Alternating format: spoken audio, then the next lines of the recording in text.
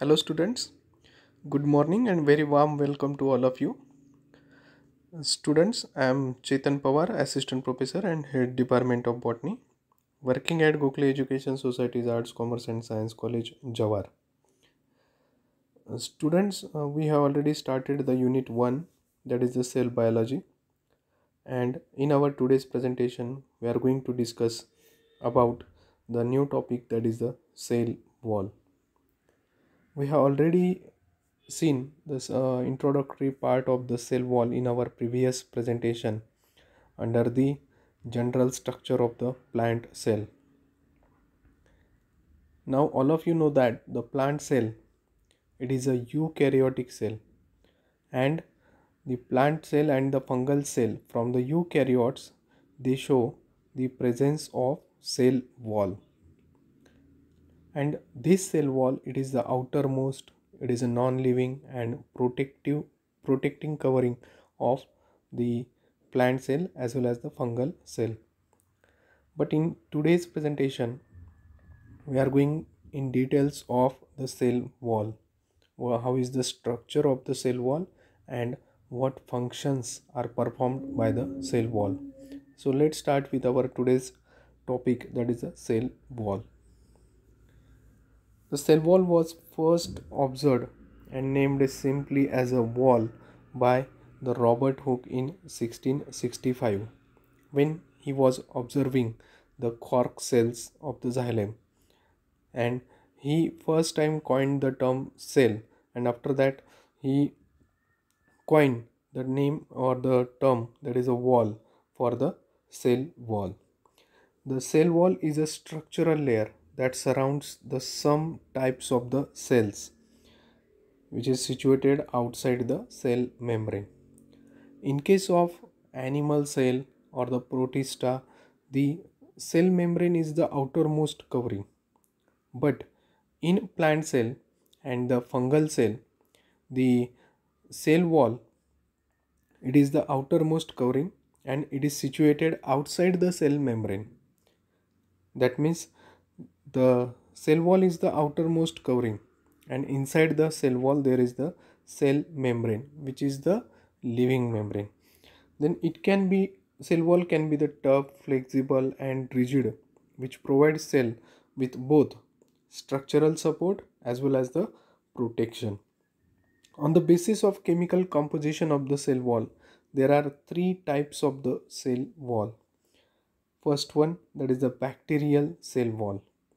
Now you know that bacteria is a prokaryotic organism, and in many of the prokaryotes the cell wall is present, but that cell wall, it is made up of amino sugars and the muramic acid, which is mainly consist of peptidoglycan.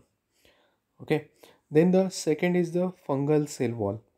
This fungal cell wall, it is made up of mainly the chitin. So remember that the fungal cell wall, it is made up of chitin, while the third one, that is a plant cell wall, which we are going to see in today's presentation. This plant cell wall, it is made up of mainly cellulose. So there is a main difference between the fungal and the plant cell wall, that the fungal cell wall is made up of the chitin material and the plant cell wall is made up of the cellulose. Okay. Now let's see the plant cell wall. The plant cell wall, it is a rigid, external and non-protoplasmic covering of the plant cell. Every plant cell, it shows the presence of cell wall. It is a rigid, external and non-protoplasmic. As it is a rigid, it gives the mechanical support as well as a protection to the plant cell. It is a very remarkable structure that provides the most significant difference between the plant cells and other eukaryotic cells. तर sale wall ही जी आहे तर ही सगळ्यात बाहेर असणारी non प्रोटोप्लाझ्मिक आणि खूप कडक टणक अशी आउटरमोस्ट कवरिंग आहे, आणि ह्या सेल वॉलमुळे प्लांट सेल ज्या असतील तर त्या बाकीच्या युकॅरियोटिक सेलपासून आपण काय करू शकतो, डिफरन्शिएट करू शकतो due to presence of the cell wall. The plant cell, it is composed of, in plants the cell wall is composed of the cellulose, hemicellulose and the pectic compounds. तर हे लक्षात ठेवा की प्लांट सेल वॉल जी आहे तर ती mainly कशाने बनलेली आहे, सेल्युलोजने. पण त्याचबरोबर हेमिसेल्युलोज आणि पेक्टिक कंपाऊंड्स पण कशामध्ये असतात, प्लांट सेल वॉलमध्ये असतात. It is found outside the plasma membrane. We have already discussed that. The cell wall in plants is the important component that gives the mechanical support, rigidity and characteristic shape to the plant cell. तर plant सेलला जो काही characteristic shape असतो आपण बघितलेला असेल, तर जो characteristic shape आहे तर तो प्लांट सेलला येण्यामागे पण काय कारण आहे, तर त्याच्यामध्ये असणारा हे एकदम रिजिड एक्सटर्नल असं plant cell wall. It also gives the mechanical support and rigidity. तुम्ही कधी हा विचार केला आहे का, प्लांट्स इतके उंच, एवढे एकदम मेकॅनिकली स्ट्रॉंग कसे असतात, तर त्यांच्यामध्ये असणाऱ्या सेल वॉलमुळे. प्रत्येक सेलमध्ये सेल वॉल असते आणि together all these cell walls they constitute or they provide the rigidity to the plant body. म्हणूनच आपण जे आपल्या घरामध्ये वेगवेगळ्या प्रकारचे लाकूड वापरतो, फर्निचरसाठी वापरतो, दरवाजे, खिडक्या यांच्यासाठी जे काही लाकूड वापरलं जातं ते एवढं कडक का असतं, तर त्याच्यामध्ये असणाऱ्या सेल वॉलमुळे. Okay. So next point is the components of the cell wall. The plant cell wall is mainly composed of the 3 layers. याच्यामध्ये मेनली 3 लेयर्स असणार आहेत. त्याच्यामध्ये पहिला आहे middle lamella, second one is the primary cell wall and third one is the secondary cell wall. Okay, in this diagram you can see here this is the primary cell wall, then this is the secondary cell wall and this is the plasma membrane. Okay, now this plasma membrane, this is the plasma membrane which is present inside the cell wall, and then after the plasma membrane there is the secondary cell wall, and outside that there is the primary cell wall, and the outermost layer it is of the middle lamella. Here you can see this is the middle lamella which is present towards the outermost side. Okay, this is the middle lamella which is present towards the outermost side, and this middle lamella it acts as the cementing material.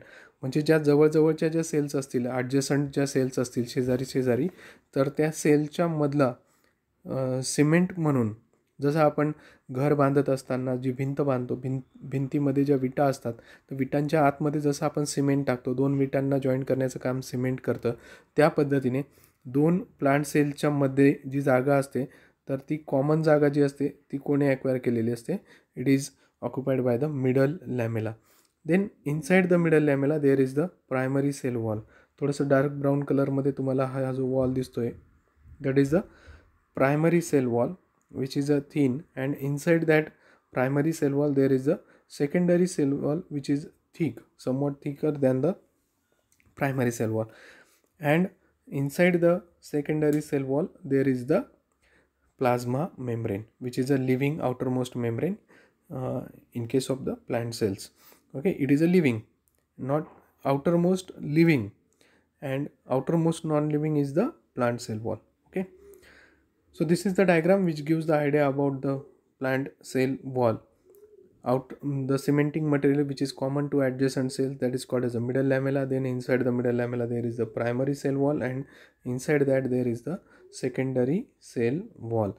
Okay, and inside the secondary cell wall there is the plasma membrane. So secondary cell wall is not always present in all types of the cells. There are some specialized cells, they show the secondary cell wall. In others only the primary cell wall is present. Okay, now moving to the every component of the cell wall. First of all, middle lamella, as we have already discussed, it is a viscous jelly like intercellular substance. Intercellular, that means between the two cells. So it is a intercellular substance which cement the adjacent cells. तर जवळजवळच्या असणाऱ्या ज्या cells असतील तर त्यांना एकत्र करायचं, त्यांना सिमेंट करून ठेवायचं काम कोण करतं, middle lamella. It is form during the cytokinesis. Cytokinesis, this is the stage in the cell division. तर सेल डिव्हिजन होताना आधी कॅरिओकायनेसिस होतं, ज्याच्यामध्ये न्यूक्लियस डिवाईड होतं, आणि एकदा का न्यूक्लियस डिवाईड झालं की त्याच्यानंतर सायटोप्लाझम डिवाईड होतो, आणि त्या सायटोप्लाझम डिव्हिजन होण्याच्या प्रोसेसला आपण म्हणतो cytokinesis. So this middle lamella, it is formed during the cytokinesis stage of the cell division. Then this middle lamella is made up of the mainly the calcium and magnesium pectates. तर calcium आणि magnesium pectates यांच्याने हा middle lamella बनलेला असतो. Then moving to the primary cell wall. आता cell wall म्हटल्यानंतर त्याच्यामध्ये cementing material आपण बघितलं, त्याच्यानंतर त्याच्या आतमध्ये असणारा primary cell wall. This primary cell wall it is formed inside the middle lamella and it is secreted by the protoplasm. म्हणजे ज्या सेलमध्ये प्रायमरी सेल वॉल तयार होते तर त्या सेलच्या प्रोटोप्लाझमने त्याला काय केलेलं असतं, सिक्रेट केलेलं असतं during the early stages of development. जेव्हा इनिशियल डेव्हलपमेंटल स्टेजेस असतील, सेल डिव्हिजन झाल्यानंतर स्टार्टिंगच्या डेव्हलपमेंटल स्टेजेसमध्ये जो काही प्रोटोप्लाझम असेल सेलचा त्याच्याद्वारेच प्रायमरी सेल वॉल काय केली जाते, सिक्रेट केली जाते. It is primarily composed of the cellulose microfibrils. याच्यामध्ये सगळ्यात महत्त्वाचा जो पार्ट आहे तो म्हणजे सेल्युलोज मायक्रोफायब्रिल्स. तुम्हाला इथं या डायग्राममध्ये दिसत असेल, हे जे ब्ल्यू कलरमध्ये जे काही तुम्हाला मोठे मोठे फायबरसारखे स्ट्रक्चर दिसत आहेत, मोठे मोठे फायब्रिल्स दिसत आहेत, तर त्यांना आपण म्हणतो cellulose microfibrils. Okay, these cellular microfibrils they are mainly present in the primary cell wall, and these cellulose microfibrils they are contained within the gel-like matrix of the hemicellulose fibers and the pectic polysaccharides.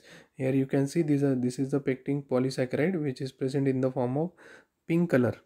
Okay, so along with these cellulose microfibrils they are contained within these pectic polysaccharides as well as the hemicellulose fibers.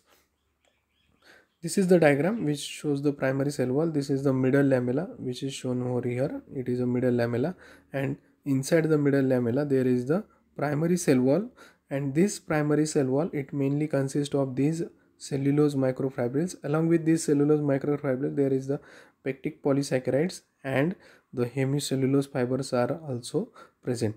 So here you can see these are the hemicellulose fibers which is shown in the green color. So these are the green colored hemicellulose fibers. Then it consists of the loose network of the cellulose microfibrils which are embedded in a gel-like matrix or the ground substance of the polysaccharides such as the pectin, lignin and hemicellulose. So we have already discussed की याच्यामध्ये तसं पाहायला गेलं तर 3 प्रकारचे network असतात जे आपण पुढच्या स्लाइडमध्ये बघणार आहोत. 3 प्रकारचे नेटवर्क असतात. त्याच्यातला पहिला जो नेटवर्क असतो तो मेनली कशाने बनलेला असतो, सेल्युलोज मायक्रोफायब्रिल्स, त्याच्यानंतर pectic polysaccharides and the proteins they constitute the other 2 networks. तर हे पूर्ण हा जो जाड तुम्हाला लेअर दिसतोय तर हा लेअर कसला आहे, primary cell wall, and the innermost is the plasma membrane. इथं सेकंडरी सेल वॉल दाखवलेली नाही आहे कारण मी आधीच सांगितलं की सगळ्या प्रकारच्या सेल्समध्ये सेकंडरी सेल वॉल असेलच असं नाही. काही स्पेशलाइज सेल असतात जशा झायलम सेल्स वगैरे ज्या ट्रान्सपोर्टेशनचं काम करतात तर ज्यांच्यामध्ये प्रेशर जास्त असतो तर अशा सेल्समध्ये सेकंडरी सेल वॉल सिक्रेट होते, बाकीच्यांमध्ये नसते. तर इथं फक्त प्रायमरी सेल वॉल दाखवलेली आहे. Then this primary cell wall it is formed with the help of the 3 networks. याच्यामध्ये मेनली 3 नेटवर्क्स असतात. पहिलं जे मी तुम्हाला आता सांगितलं त्या पद्धतीने cellulose microfibrils. So cellulose microfibrils they constitute a very dense network, असं डेन्स कडक नेटवर्क तयार करतात, and which is formed by the adjacent molecules which are joined through the hydrogen bonds. याच्यामध्ये जे ॲडजसंट जे मॉलिक्युल्स असतात सेल्युलोज मायक्रोफायब्रिलचे तर ते कशाने, हायड्रोजन बॉन्ड्सने काय असणार आहे, जॉईंट असणार आहेत. तुम्हाला सगळ्यांना माहितीच असेल की सेल्युलोज हे एक पॉलिसॅकराइड आहे. पॉलिसॅकराइड म्हणजे याच्यामध्ये भरपूर सारे शुगरचे काय असतात, युनिट्स, शुगरचे मॉलिक्युल्स काय असतात एकमेकांशी जॉईंट असणार. सो शुगर मॉलिक्युल्स ज्याच्यामध्ये मेनली काय असणार आहे, glucose. So glucose molecules they are linked by the glycosidic bonds. Okay, तर याच्यामध्ये ग्लायकोसायडिक बॉन्ड्सने जे ग्लुकोज मॉलिक्युल्स आहेत ते एकमेकांचे काय असणार आहेत, लिंक असणार आहेत, आणि त्याच्यामुळे ती काय तयार होणार, चेन तयार होणार. इकडे तुम्हाला दिसत असेल याच्यामध्ये भरपूर सारे तुम्हाला जे छोटे छोटे छोटे छोटे युनिट्स दिसत आहेत तर ते सगळे काय आहेत, ग्लुकोज युनिट्स आहेत. आणि असे भरपूर सारे ग्लुकोज मॉलिक्युल्स ग्लायकोसायडिक बॉन्ड्सने जॉईन होऊन ती काय तयार होते, चेन तयार होते. बरोबर आहे. आणि हे भरपूर सारे जे चेन्स तयार झालेले असतील तर ह्या एकत्र येतात. So many cellulose chains join to form the micellae. त्याच्यापासून मायसिलीज तयार होतात आणि भरपूर साऱ्या मायसिलीज एकत्र आल्या की त्यांच्यापासून मग काय तयार होतं, सेल्युलोज मायक्रोफायब्रिल्स. नंतर या मायक्रोफायब्रिल्स एकत्र आल्या की त्यांच्यापासून मॅक्रोफायब्रिल्स तयार होतात आणि मग ते पेक्टिक कंपाऊंड्स बरोबर जॉईन होऊन त्यांच्यापासून सेल वॉल तयार होते. Okay, here you can see these are the microfibrils which along with the pectic and the hemicellulose. इथे हे हेमिसेल्युलोज ग्रीन कलरमध्ये दाखवलेले. So hemicellulose and the pectic compounds they together with the cellulose microfibrils they form the cell wall. Okay, and at some intervals it shows the number of perforations also. याच्यामध्ये परफोरेशन्स पण असणार आहेत, म्हणजे आतमध्ये gap पण असणार आहेत. त्याला आपण म्हणतो प्लाझ्मोडेस्माटा, ज्याच्याद्वारे ज्या ॲडजसंट सेल्स असतील त्या एकमेकांशी काय असतात, कनेक्टेड असतात. ते आपण पुढे बघणारच आहोत. Then the second network is the pectic polysaccharides. As we have already discussed that this is the second network which is rich in the galactouronic acid residues. याच्यामध्ये galactouronic acid residues जास्त असतात and it forms the cross links on the calcium bridges and other ionic interactions. तर याच्यामध्ये cross linking तयार केलं जातं, जे काही कॅल्शियम ब्रिजेस असतील ते आणि अदर जे दुसरे आयोनिक इंटरॅक्शन्स असतील त्याच्याबरोबर क्रॉस लिंकिंग याच्यामध्ये केलं जातं. Then the structural proteins give rise to the third network. जे तिसरं नेटवर्क असेल ते कशाने बनलेलं असणार आहे, स्ट्रक्चरल प्रोटीन्स. आणि हे जे स्ट्रक्चरल प्रोटीन्स असतील तर ह्या बाकीच्या दोन नेटवर्क्समध्ये ते काय केलेलं असणार आहे, इंटरव्ह्यूज केलेलं असणार आहे, म्हणजे ते विणलेलं असणार आहे इंटरव्ह्यूज. Okay, then the secondary cell wall. याच्यानंतर मग आता secondary cell wall, it is a thick layer which is formed inside the primary cell wall. तर प्रायमरी सेल वॉलच्या आतमध्ये काय असणार आहे, सेकंडरी सेल वॉल तयार होणार आहे, which is present outside the plasma membrane. Plasma मेम्ब्रेनच्या आउटसाइड पण प्रायमरी सेल वॉलच्या inside. Okay, and it is deposited after the primary cell wall. It is made up of cellulose, hemicellulose and other complex substances such as the lignin, suberin, wax etcetera. तर खूप जास्त rigidity आणि strength provide करायचं काम कोण करतं, secondary cell wall, ज्याच्यामध्ये mainly काय असणार आहे, सेल्युलोज, हेमिसेल्युलोज आणि बाकीचे काही कॉम्प्लेक्स सबस्टन्सेस ज्याच्यामध्ये लिग्निन, सुबेरिन आणि वॅक्स असणार आहे. आता लिग्निन, सुबेरिन यांच्यामुळे सगळ्यात जास्त मेकॅनिकल सपोर्ट, रिजिडिटी ही सेल वॉलला मिळत असते. आणि मी तुम्हाला आधीच सांगितलं की ज्या प्लांटच्या सेल्समध्ये सगळ्यात जास्त प्रेशर सहन करायचा असतो तर त्या ठिकाणी सेकंडरी सेल वॉल काय झालेले असते, डिपॉझिट झालेले असते. The secondary cell wall are characteristic of highly specialised cells such as the conducting tissues of the plants, ज्याच्यामध्ये झायलम आणि फ्लोएम येणार आहे. तर यांच्यामध्ये ज्या सेल्स असतात त्यांच्यामध्ये लिग्निन डिपॉझिशन होणं खूप गरजेचं असतं, त्यांच्यामध्ये टफनेस असणं खूप गरजेचं असतं आणि म्हणून त्यांच्यामध्ये सेकंडरी सेल वॉल काय झालेली असते, डिपॉझिट झालेली असते. And this secondary cell wall it is again made up of the cellulose, hemicellulose and lignin, superin, wax etc. Okay, then we are going to see a short point that is a plasmodesmata. आता प्लाझ्मोडेस्माटा म्हणजे काय असणार आहे, तर याच्यासाठी आपल्याला थोडं मागे जावं लागेल. In this diagram you can see here, इथं हे जे तुम्हाला स्ट्रक्चर दिसत आहेत, these structures these are called as a plasmodesmata. आता प्लाझ्मोडेस्माटा करतं काय, तर इकडं ही एक सेल आहे आणि ही दुसरी सेल आहे. तर ह्या दोघं सेल्सला मध्ये कनेक्शन, दोघांमध्ये कनेक्शन किंवा त्यांच्यामध्ये कम्युनिकेशन ठेवायचं काम कोण करतं, प्लाझ्मोडेस्माटा. या दोघं सेलचं जर सायटोप्लाझम असेल तो एकमेकांशी या प्लाझ्मोडेस्माटा थ्रू काय असणार आहे, कनेक्टेड असणार आहे. Okay, this is called as a plasmodesmata. And these plasmodesmata they are here, these are also shown. हा त्याचा एक्सटर्नल व्ह्यू आहे, पण हा त्याचा ट्रान्सवर्स सेक्शन इथं दाखवलेला आहे की ज्याच्यामध्ये प्लाझ्मोडेस्माटा नेमकं काय असणार आहे. तर तिथं सेल वॉल जेव्हा डिपॉझिट होत असते तर काही ठिकाणी सेल वॉल डिपॉझिट होताना ती कमी प्रमाणात डिपॉझिट होते आणि त्याच्यामुळे सेल वॉल कशी असते, थिन असते. त्याला आपण म्हणतो पीट फील्ड्स. आणि या पीट फील्ड्समध्ये आतमध्ये पोर्स तयार होतात आणि त्या पोर्समधनं ॲडजसंट सेल्स एकमेकांबरोबर काय करतात, जो काय सायटोप्लाझम असेल तो कम्युनिकेट करत असतात. So these are called as a plasmodesmata. तर आपण डिटेलमध्ये आपण तिकडे त्याचं डिस्क्रिप्शन बघू. So plasmodesmata, these are the cytoplasmic bridges which span the cell wall. Linking the fluid cytoplasm between the adjacent cells. ज्या ॲडजेसंट सेल्स असतील तर त्यांच्यामध्ये फ्लुइड सायटोप्लाझम जो आहे तो एकमेकांबरोबर लिंक करायचा, त्यांच्यामध्ये सायटोप्लाझमिक ब्रिजेस तयार करायचं काम कोण करतं? प्लाझ्मोडेस्माटा. These plasmodesmata help in the intercellular communication of the plant cells. तर प्लांट सेलमध्ये जे काही इंटरसेल्युलर म्हणजे दोन सेलच्या मध्ये जे काही कम्युनिकेशन होणार आहे, दोन सेल्स एकमेकांशी जे काही देवाणघेवाण करणार आहेत, त्यांच्यामध्ये जे काही इंटरसेल्युलर कम्युनिकेशन असेल तर त्याच्यासाठी मदत करत असतात. During the deposition of cell wall some areas are left unthickened at the intervals. These are called as a primary pit fields.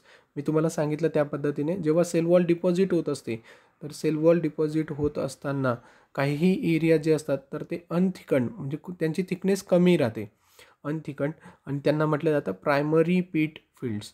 आणि ह्या प्रायमरी पीट फील्ड्समध्ये काही छोटे छोटे पोर्स असतात. पोर्स म्हणजे छिद्रे, through which the cytoplasm of the adjacent cell is communicated by the plasmodesmata. आता हे जे प्लाझ्मोडेस्माटा असतील तर यांच्यामध्ये सिंपल आणि ब्रांच्ड टाईपचे मायक्रोट्युब्युल्स असतात. Microtubules it is a type of the सायटोस्केलेटॉन.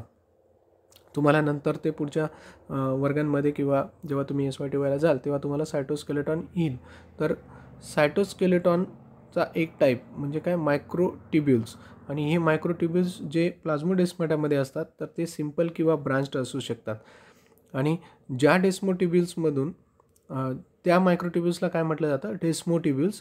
Through which the cytoplasmic fluid solute pass from the cell to cell. एका सेलमधनं सायटोप्लाझमिक फ्लुइड किंवा सोल्यूट पास करायचं काम कोण करतं? या मायक्रोट्युब्युल्स जे सिंपल किंवा ब्रांच्ड असू शकतात त्यांना काय म्हटलं जातं? डेस्मोट्युब्युल्स. लक्षात ठेवा, डेस्मोट्युब्युल्स. So desmotubules, then the primary pit fields. These are the important terms in the plasmodesmata. Okay. Then the functions of cell wall. This is the last point. Functions of the cell wall. Cell wall कुठले कुठले functions परत काय काय कामं करते, कशासाठी गरजेची असते? It gives the plant cell a definite structure and the shape. तर सेलला, प्लांट सेलला एक डेफिनाइट पर्टिक्युलर स्ट्रक्चर आणि शेप देण्याचं काम कोण करतं? सेल वॉल करतं. Then it provides a structural and mechanical support. तर पूर्ण प्लांट बॉडीला स्ट्रक्चरल आणि मेकॅनिकल सपोर्ट जो असतो तो कोण देतं? सेल वॉल देतं. आपण ऑलरेडी डिस्कस केलं आहे. Then the protection against the infection and the mechanical stress. आता बरेचदा प्लांट्सवरती वेगवेगळ्या प्रकारचे पॅथोजेन जे असतात तर ते काय करत असतात? अटॅक करत असतात आणि त्याच्यामधनं प्लांट सेलला काय होतं? इन्फेक्शन होतं. तर ते इन्फेक्शन होऊ नये, त्याच्यापासून प्रोटेक्शन व्हावं याच्यासाठी सुद्धा सेल वॉल गरजेची असते. It also important to protect the plant cell from the mechanical stress.